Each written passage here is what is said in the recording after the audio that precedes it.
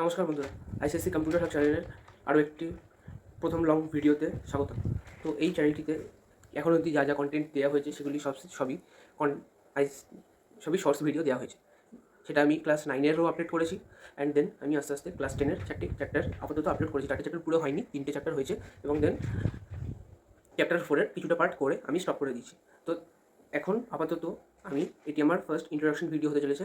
এই ভিডিওতে আমি তোমাদেরকে আমার চ্যানেলের পুরো এক্স্যাক্ট ডিটেলস বা চ্যানেলটি কীভাবে কিসের জন্য তৈরি করা হয়েছে সেগুলি আমি তোমাদেরকে বোঝাতে চলেছি।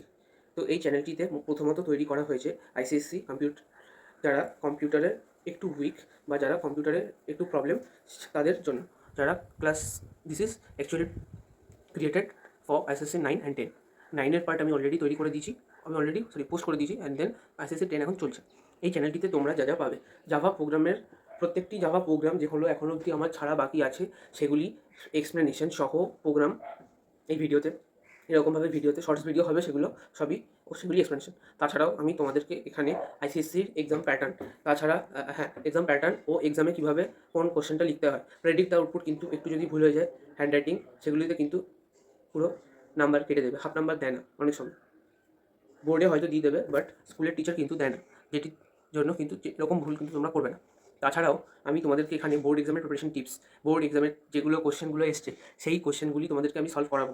আমার লক্ষ্য খুব সহজ, যে কঠিন টপিকগুলিকে তোমাদের কাছে সহজভাবে তুলে ধরা ও সেগুলিকে তোমাদের কাছে এই ইউটিউবের মাধ্যমে তোমাদের কাছে তুলে ধরা।